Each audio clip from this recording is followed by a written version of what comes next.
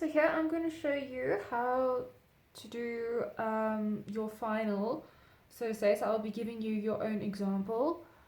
Here I have my sketch. I've started so long with undertones, trying to find my light and dark areas. As you can see, I have all my reference photos on my phone, and my composition is drawn out lightly. I have planned it according to a nice balanced composition, and I know that my proportions are correct.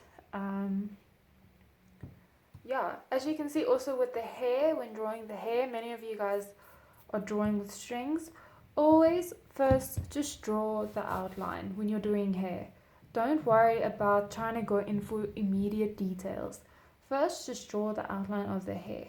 Okay, so if you look at the image, I have seen that here is darker tones, here's a bit darker, and all of that. So in the videos I've sent you guys, you can see that they recommend drawing with layers.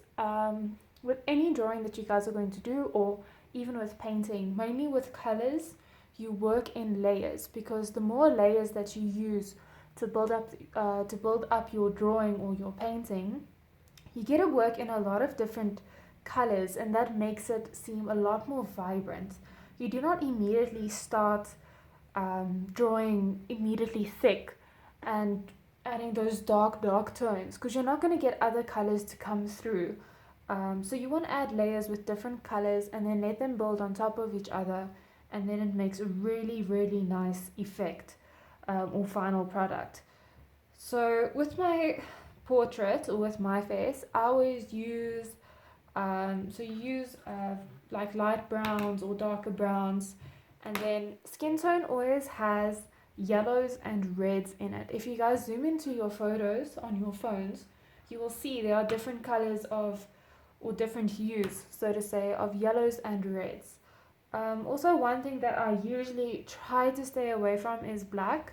I do always have black as a selected color, but you kind of want to try use that only in certain areas after most of your work, or after most of your colors have been applied. You just do that to add that extra tonal value. So like I said, here I have a very light undertone where I've played with different colors.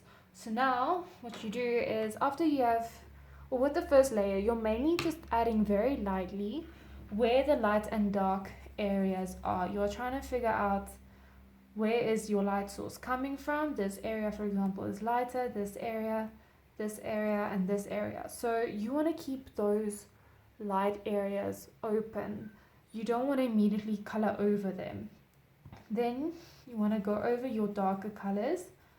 So one of the skills that I always do is, or one of the things I always recommend, is start with your lightest colors first, and then go over that with the darker colors.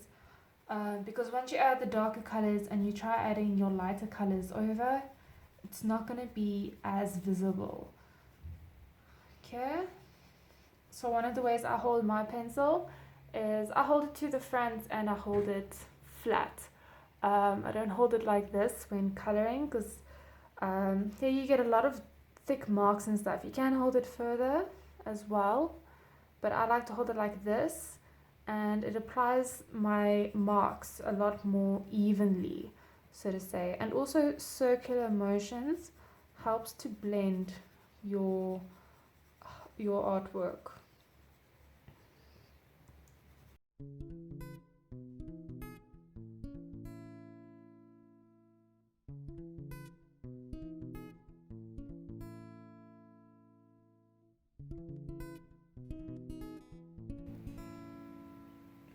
As you can see here with the shading underneath my eye, I'm using a purple instead of a black, as it helps it appear a bit more natural. And then I'm adding the other colors on top of it to make it appear a bit more natural.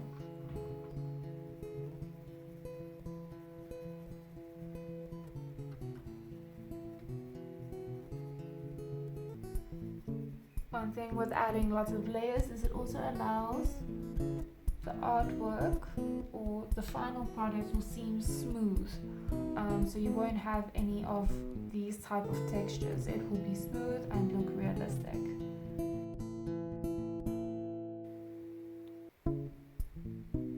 One thing with eyes is they always have a little spot of light. So if you look in the notes that I've given you guys, there are I did a little example on how you can draw an eye. You can see over here an eye always has a tear duct where your tears come out, and then they've got a little area where the eyelashes come out. So there's two lines underneath your eye for your eyelashes, and then there's always a little spot for where the light hits your eye, which always makes it look more realistic. One thing when drawing your outlines first is make sure the eyes are in the same direction. If one eye is off, you're gonna look weird. You're gonna look skilled, so to say.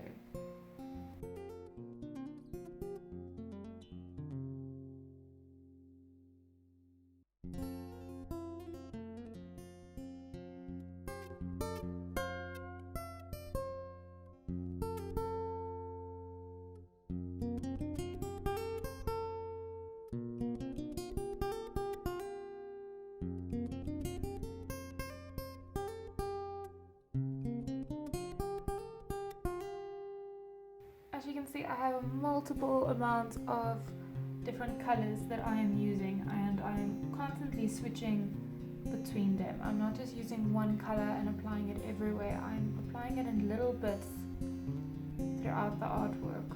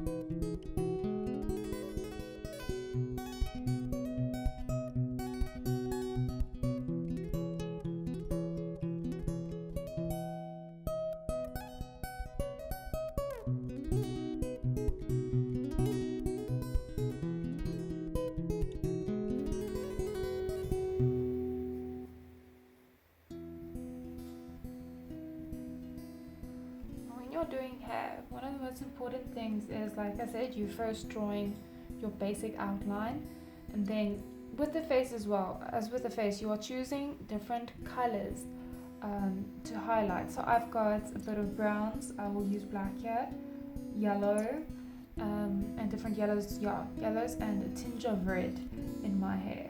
And what I'm going to try to do is I'm going to try identify the highlights. You can go and draw even further where all your hair is falling to help highlight that for you. So you saw with the tutorial, some people draw where all the highlights will fall. So you're not drawing every single strand, you are drawing where your hair is falling, or the basic outline of a clump of strands.